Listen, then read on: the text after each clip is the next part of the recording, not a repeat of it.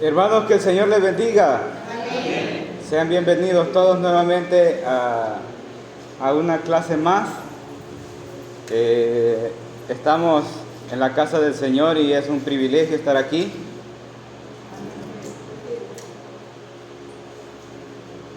Sean bienvenidos los hermanos que están por primera vez.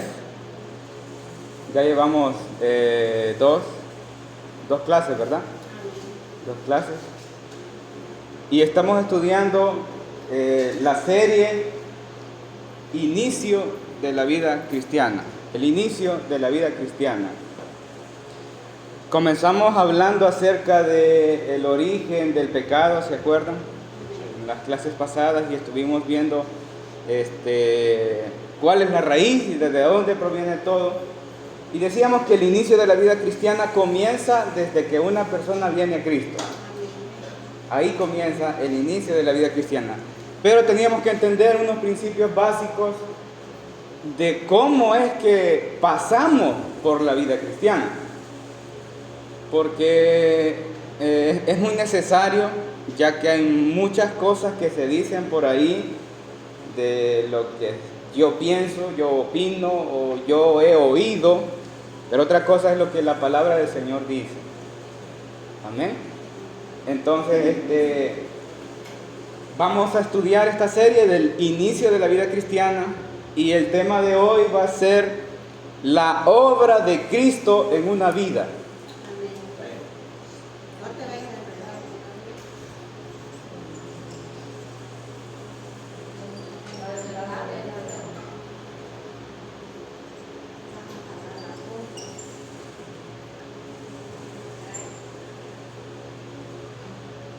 La obra de Cristo en una vida. Ese es el tema de hoy.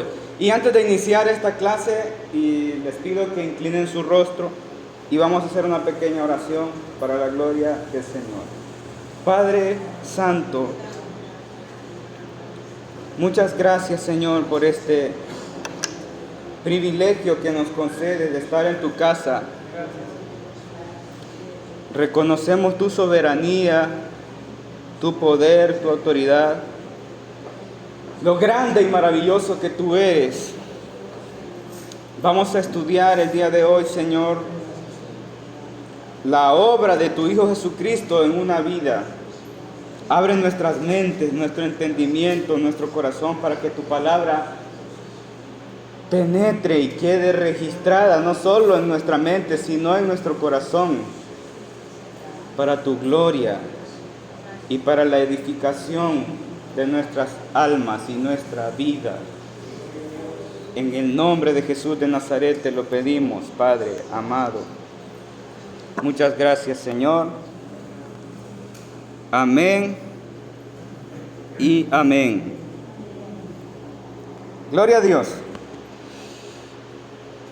El hombre fue creado perfecto. El hombre en el principio fue creado libre, con inteligencia, con conciencia, con un potencial intelectual como ninguna otra criatura. Superior a toda la creación en el mundo. La Biblia dice que fue hecho poco menor que los ángeles. En la caída se dejó seducir por otra criatura astuta. El príncipe de los ángeles caídos, Satanás el diablo, que con toda perversidad y maldad incitó a la mujer a pecar, cambiando su libertad decisiva en pureza, santidad, que estaba dirigida sin interrupciones a la obediencia al Dios soberano, lo cambia por el libre albedrío, en el que sentía el poder de pasar por encima de los mandamientos de Dios, por tener la facultad de decidir sobre el bien y sobre el mal. El libre albedrío se interpreta de muchas formas, hermanos, de muchísimas maneras. Hay un montón de ideas de lo que significa libre albedrío.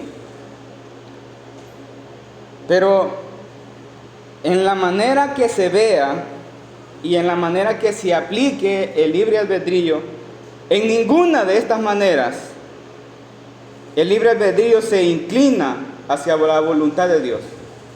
En ninguna. Si el Dios creador y sustentador de todas las cosas, quien me dio la vida y le ha dado vida a todo ser creado, que sostiene todas las criaturas con la fuerza de su poder, si ese Dios me ordena a mí y me pone límites de lo que puedo y lo que no puedo hacer, para proteger mi integridad y mi pureza y mi santidad, sabiendo que ese es el ser perfecto con el que Él me ha creado, y Él pone unas leyes y mandamientos basados a la protección de la misma identidad mía, no debería ser una opción razonable cuestionar ese mandamiento. No debería ser una opción cuestionarlo, mucho menos pasar por encima de esas leyes. Ahora, veamos la diferencia. Entonces, hermanos, el libre albedrío es nada más y nada menos que, ¿por qué no? No, Dios me dijo que no comiera, pero ¿por qué no? Ese es el libre albedrío. Amén. Yo puedo hacerlo. Yo tengo el derecho de hacer lo que me plazca. ¿Qué tiene de malo? Ese es el libre albedrío. Amén. Pero estamos hablando de que ya no nos quedamos con la ley que Dios me ha dictado, sino con lo que yo dispongo a mi parecer. Ese es libre albedrío. Amén. Parece inofensivo, pero es la rebelión pura que le da rienda suelta a mis propios deseos, pasando por encima de los mandamientos de Dios en rebelión y desobediencia. Ese es el libre albedrío. Jamás el hombre tiene el poder de inclinar su voluntad hacia lo recto, porque Dios dice en su palabra que todos los designios del corazón del hombre son de continuo al mal, que no hay nadie que haga lo bueno, que no existe ningún ser humano justo. Y aprendíamos en la clase pasada que todos nacemos con una naturaleza de pecado. Desde la caída, las dos únicas personas que tenían las cualidades de perfección, todo perfecto, ellos no pudieron. Ahora nosotros que tenemos esa naturaleza,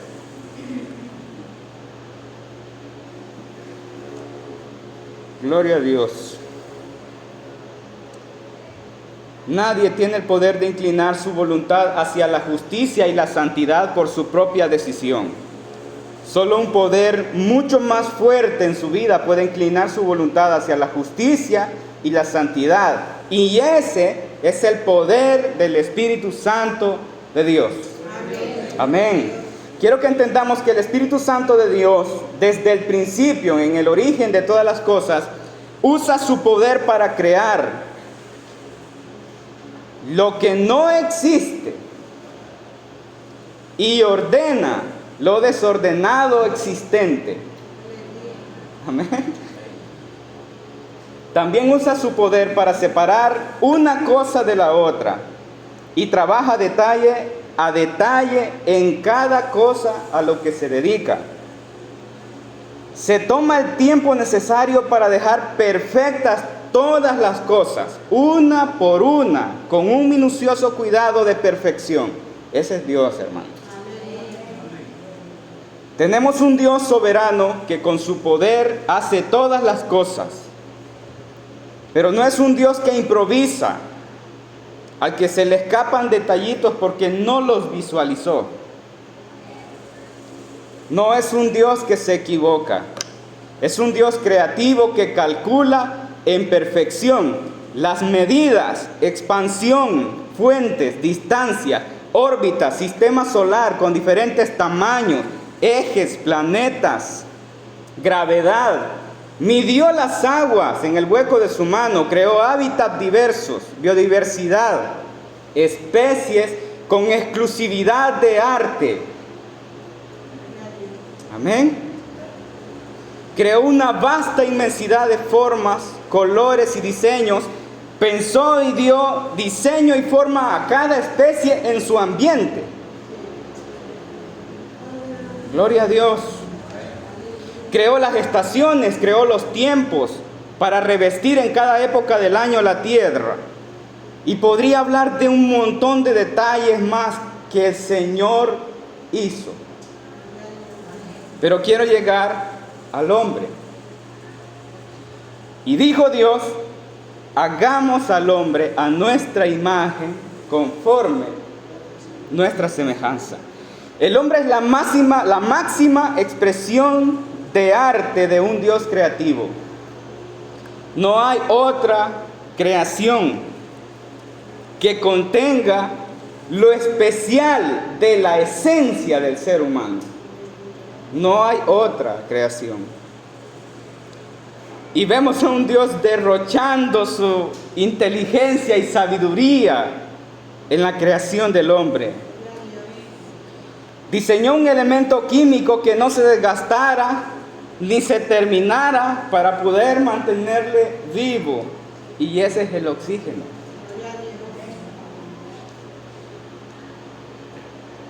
Gloria a Dios. Cuando diseñó al hombre, pensó en el diseño perfecto de una masa muscular que sostuviera el cuerpo.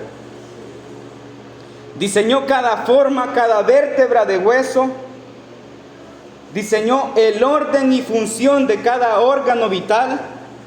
Pensó que el motor de ese cuerpo sería un músculo que le llamaríamos corazón, y colocó un sistema de mangueritas delicadas y frágiles por todo el cuerpo para colocar su ADN. Gloria a Dios. Y puso ese líquido en ellas para hacerlo funcionar todo lo creado. Y cuando acabó de formarlo, gloria a Dios, Gloria a Dios, aleluya. sopló en su nariz. Gloria a Dios.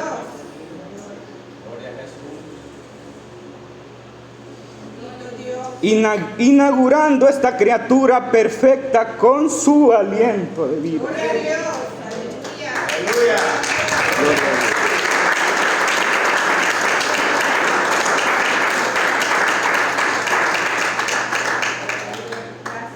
Ninguna otra criatura tiene esta inauguración. Ninguna otra criatura. Gloria a Dios. El aliento del Todopoderoso le hizo levantarse al hombre y recibió vida. Las partículas de oxígeno llegaron a sus pulmones y comenzó a palpitar su corazón. A perfección funcionó todo su diseño. Gloria a Dios. Cada vez que nuestro corazón palpita, cada respiro que llena nuestros pulmones, cada segundo que el ADN de Dios circula en nuestros cuerpos, su nombre y su poder es exaltado.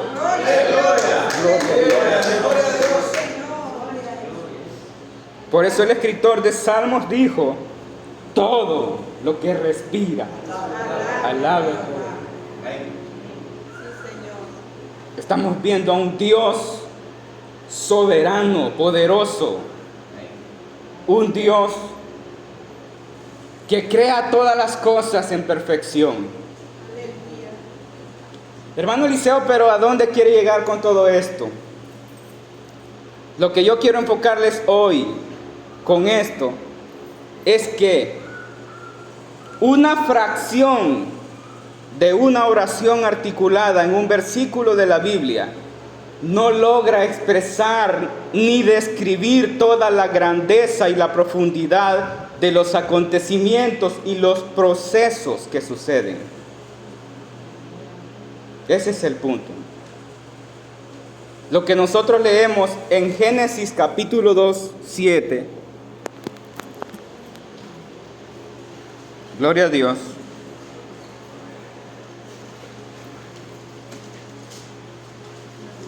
Génesis capítulo 2, 7. ¿Lo tenemos? Dice, entonces Jehová Dios formó al hombre del polvo de la tierra y sopló en su nariz aliento de vida, y fue el hombre un ser viviente. Ese versículo tan pequeño no logra describir toda la profundidad y la grandeza de lo que Dios hizo. Amén. De ese tan solo versículo hay miles de libros de ciencia tratando de explicar la perfección de este diseño, tratando de explicar la función de cada una de las cosas que están en el cuerpo, desde su genética, física, hasta el razonamiento y los comportamientos del ser humano.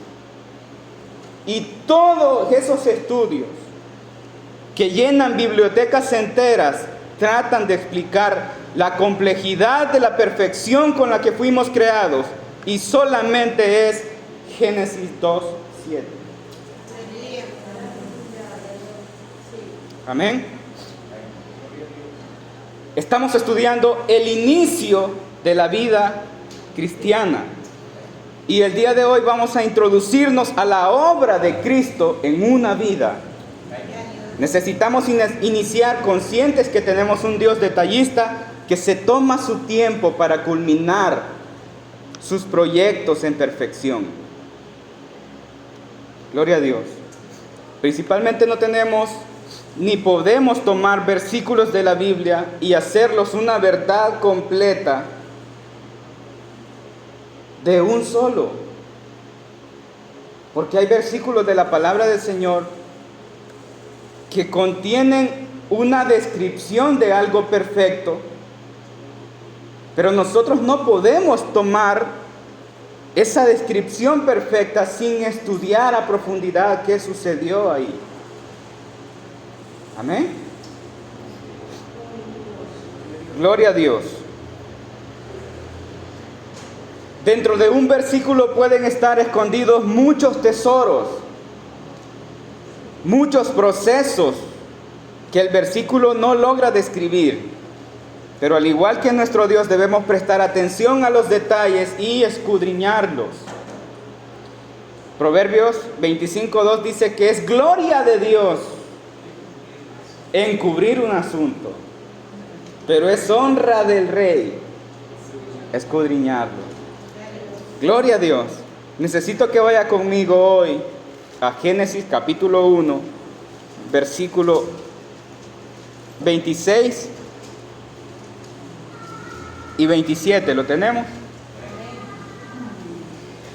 Entonces dijo Dios, hagamos al hombre a nuestra imagen, conforme a nuestra semejanza, y señoree en los peces del mar, en las aves de los cielos, en las bestias, en toda la tierra, y en todo animal que se arrastra sobre la tierra. Versículo 27, con mucha atención, hermanos.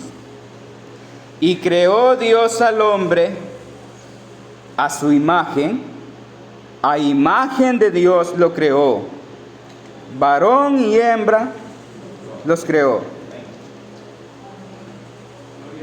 ¿Qué hace falta ahí? Conformación y semejanza, ¿verdad? En el versículo anterior dice, hagamos al hombre a nuestra imagen conforme a nuestra semejanza. En el versículo 27 dice, y creó Dios al hombre a su imagen, a imagen de Dios lo creó, varón y hembra los creó. ¿Qué falta?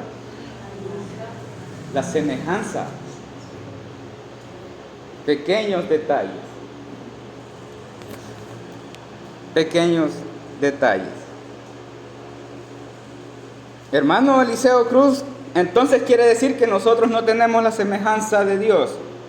Cuando Adán fue creado perfecto.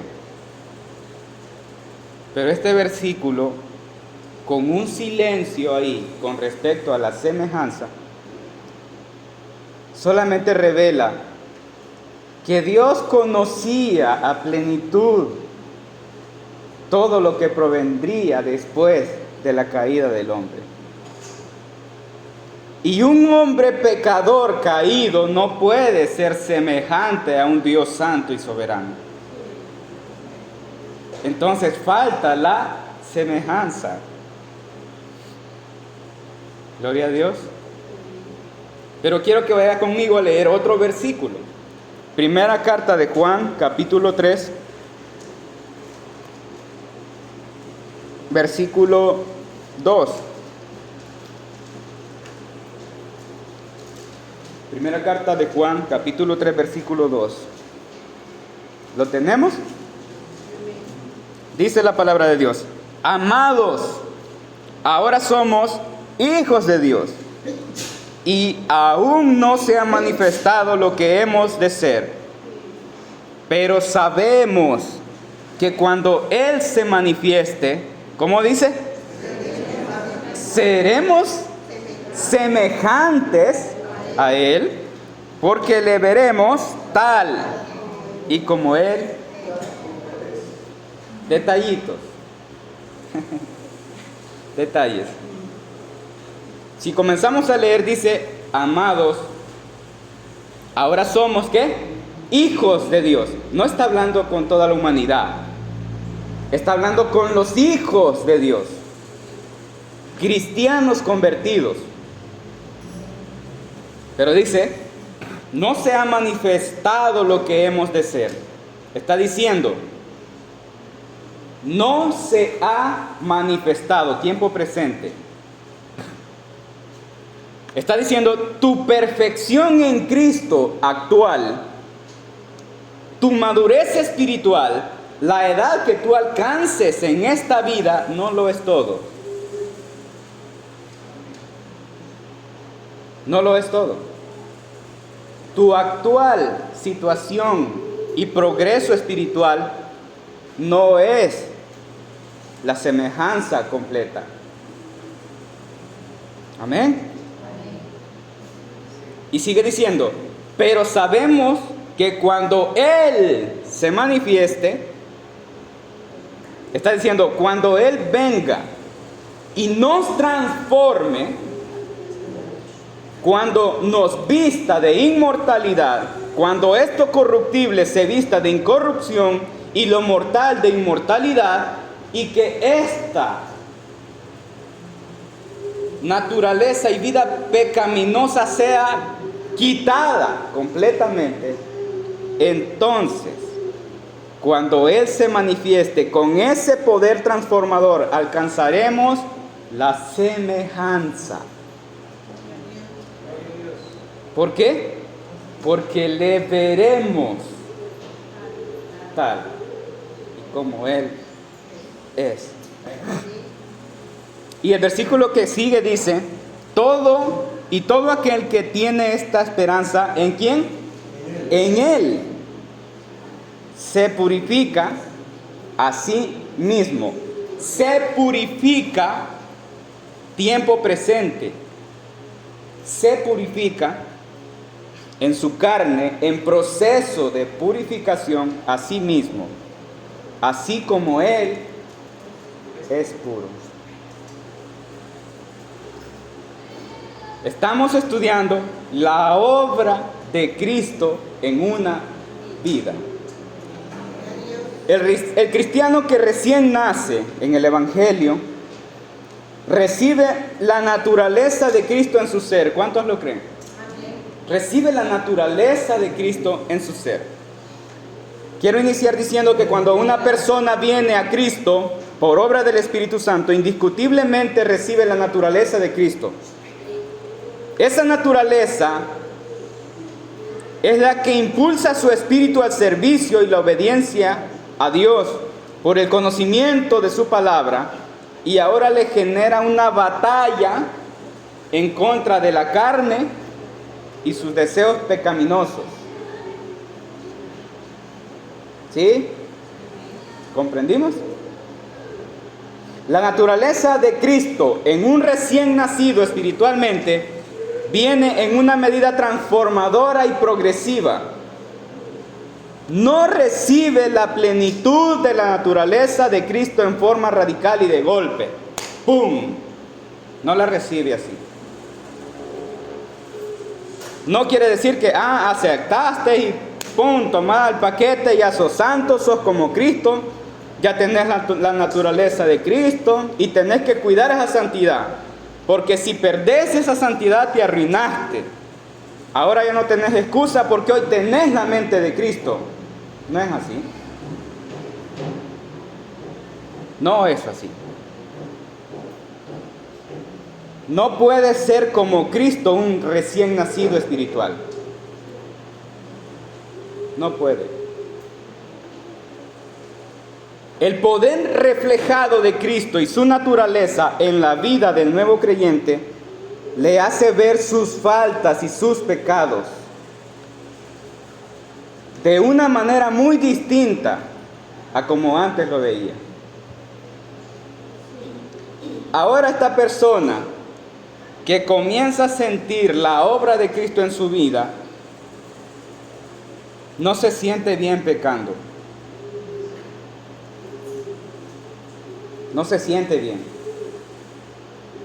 Ahora puede verse a sí mismo y ver lo imperfecto que es y lo inmundo que es, y le duele ofender a Dios. Le duele ofender a Dios. No solo con sus acciones, también le duele cuando incumple sus mandamientos. Antes él no sentía ningún tipo de reprensión, y no estoy hablando del simple hecho de saber que es pecado, porque hay un montón de gente que sabe que es pecado, pero no sienten dolor. Les da lo mismo. Pero cuando alguien comienza a tener la obra de Cristo en su vida, siente reprensión, siente un genuino dolor por fallarle a Dios y no desea seguir haciéndolo. Y esto es muy frustrante y decepcionante cuando comenzamos a conocer a Dios y sus mandamientos, porque creemos que no logramos ser como Él quiere que seamos. Si usted ya siente en su corazón de que usted no logra y está intentando pero no logra, déjenme decirle que está experimentando la obra de Cristo en su vida. Amén. La obra de Cristo en su vida. Y esto no debería desanimarnos, debería ser un mayor motivo para seguir buscando la conformación de Cristo, porque solo su sangre, esa sangre no fue derramada de gusto. Amén. Su sangre sigue siendo eficaz en nosotros. Ese es el inicio y la evidencia que Dios está obrando en una vida. Y quiero dejar claro que cuando una persona viene a Cristo y Dios lo salva, lo declara justo y santo. Cuando una persona viene a Cristo, Dios lo salva, lo declara justo y lo declara santo. Dios Padre lo hace por la satisfacción del sacrificio de su Hijo Jesucristo en la cruz. Pero no significa que el ser humano ahora es como Cristo de una sola vez. No posee su sabiduría ni la mente de Cristo. No es en su cuerpo y en su vida santo como Cristo. No ama a Dios con todo su corazón, con toda su mente ni con todas sus fuerzas. no quiere decir que un cristiano habita y se mueve en santidad. Él sigue siendo carne con naturaleza de pecado y un libre albedrío arraigado, pero en su vida ahora comienza a tener una lucha entre hacer la voluntad de Dios cuando conoce sus mandamientos y sus leyes o sus propios deseos. Amén. Nadie, ni siquiera puede compararse con Cristo. Mucho menos decir que tiene su mente. Es muy osado, hermano. Deberíamos ser más realistas, ¿verdad? Antes de expresarnos de esa forma.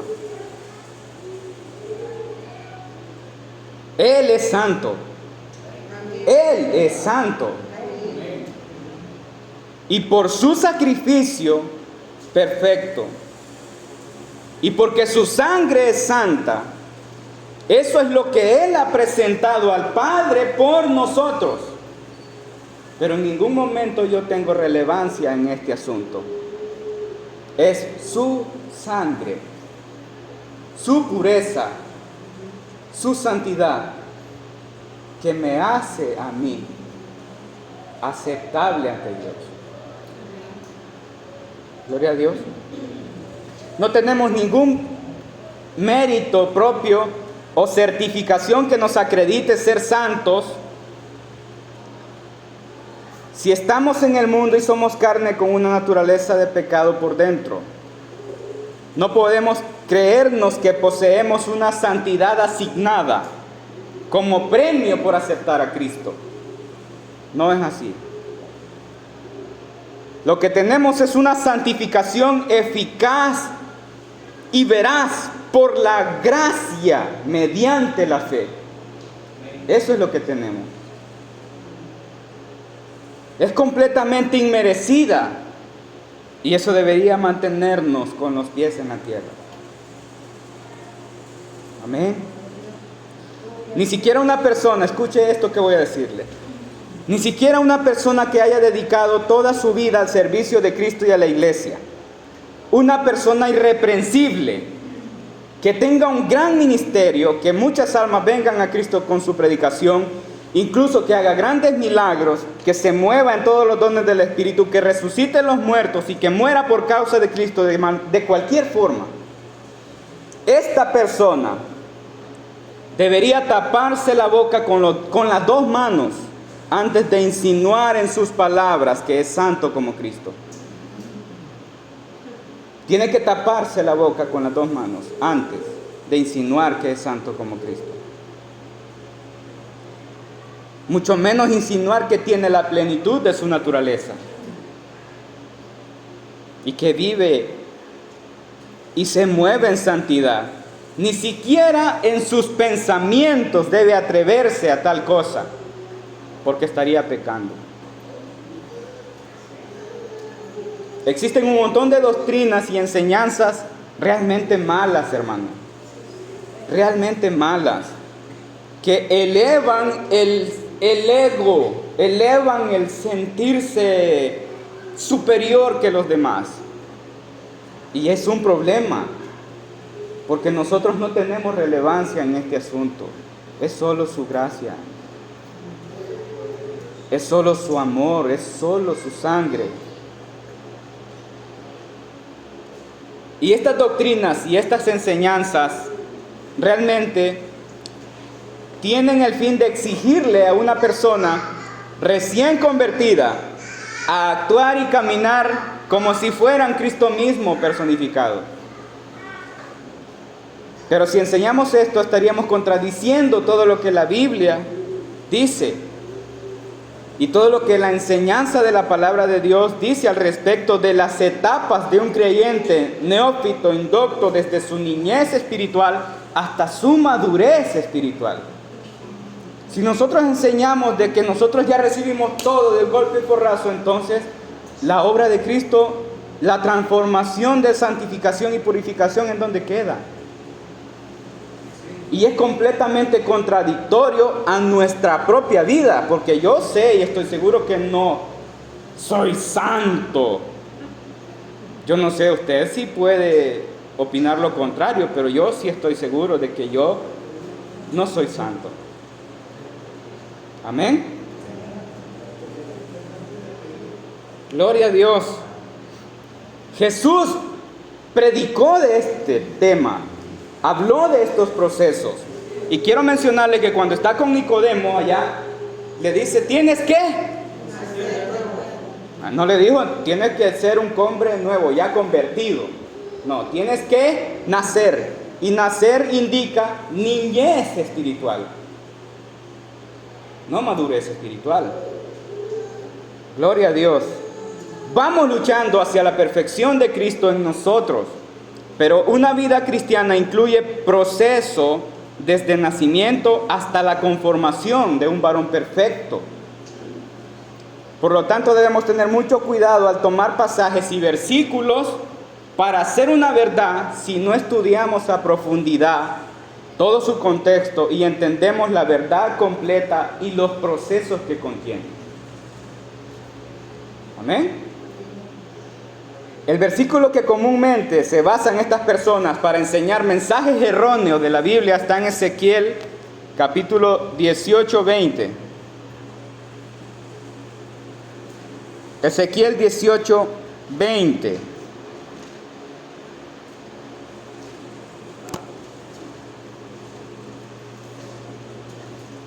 Ezequiel 18, 20. Dice, el alma que pecare, esa morirá.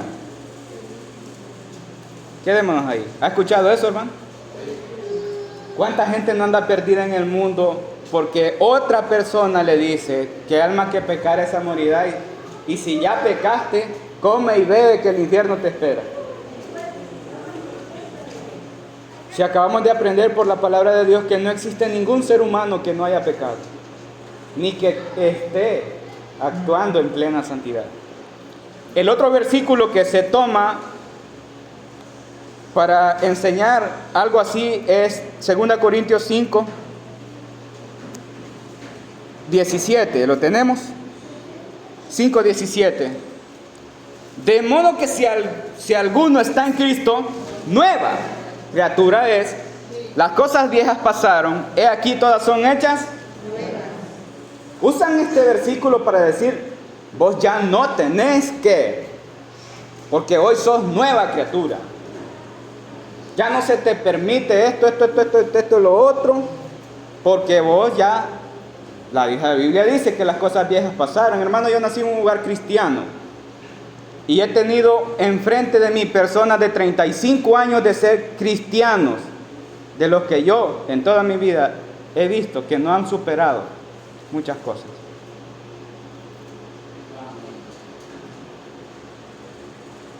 Entonces, ¿cómo es que las cosas viejas pasaron y todas son hechas nuevas? Estamos hablando de procesos. Amén. Al enseñar tales cosas, como que todo es puesto de un solo, el único objetivo en el corazón de estas personas es exhibir y vanagloriarse de su propio control sobre lo que se considera ser pecado ante los ojos. Lo único que les motiva a enseñar y predicar de esta manera no es presentar la santidad de Dios. Es el simple hecho de jactarse de ser santos y no ser como los demás a quienes ellos consideran pecadores. Amén. Les imponen y les exigen con una idea el cumplimiento de todas las cosas, tomando estos versículos para enseñar un evangelio en el que ningún ser humano cabe, ni ellos mismos. Gloria a Dios.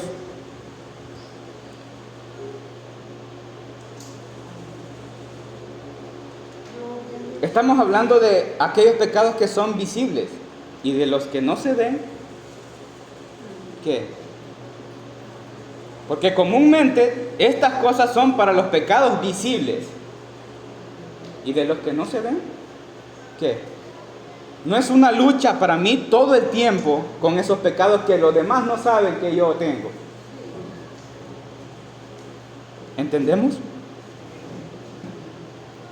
Gloria a Dios. Si realmente el objetivo de estas personas fuera presentar la santidad de un Dios santo soberano, ellos mismos temblarían y no podrían estar de pie ante esa presencia.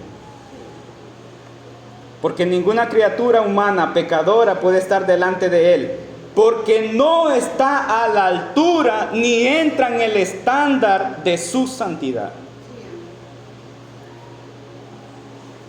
Un ser humano no está a la altura, jamás estará a la altura, ni entra en el estándar de la santidad de Dios. Para entender la obra redentora de Cristo y por qué el apóstol usó estas palabras en estos versículos, debemos entender que cuando Cristo nos llama, venimos genuinamente humillados a su presencia, y cuando eso pasa, algo extraordinario sucede. La Biblia dice que somos nueva criatura. El término criatura en el contexto bíblico se refiere a un ser creado por un poder divino. La palabra de Dios dice: si alguno está en Cristo, nueva criatura es. El hombre sin Cristo es una criatura muerta en delitos y pecados. ¿Qué podría hacer una criatura muerta por sí misma? Nada. Gloria a Dios. Un muerto espiritual está sumergido en profundidad oscura, se mueve y actúa en la pudrición de sus tinieblas sin medir las consecuencias, porque la luz de la palabra de Dios no ha alumbrado el abismo hacia el cual él se dirige y la condición de putrefacción en la que se encuentra. Ninguno de sus sentidos está percibiendo el terrible final que le espera por vivir en completa desobediencia a los mandamientos de Dios. Un muerto espiritual solamente vive pecando y acumulando más ira de Dios para el día final. Pero si a esta persona Cristo lo llama, ya no será una criatura muerta en delitos y pecados. En Cristo ella habrá resucitado y vuelto a la vida, y su sangre lo santifica, lo limpia. Y solamente por esa preciosa sangre que lo purifica y lo limpia, ahora es nueva criatura. Pero el término de ser nueva criatura se enfoca meramente a que esta criatura vil, pecadora, no tenía acceso a la presencia de Dios. Porque la Biblia dice: por cuanto todos pecaron y están destituidos de la gloria, separados. Pero cuando esta persona es limpiada por la sangre de Cristo, sí tiene mérito y sí tiene autorización para tener acceso al Padre por la sangre de Cristo. Solo por la sangre de Cristo, que ha limpiado su pecado, es que tiene acceso. Entonces el término aquí se enfoca en que es una criatura que tiene acceso a la presencia de Dios. Quiero que lea conmigo primera carta de Juan 1:7.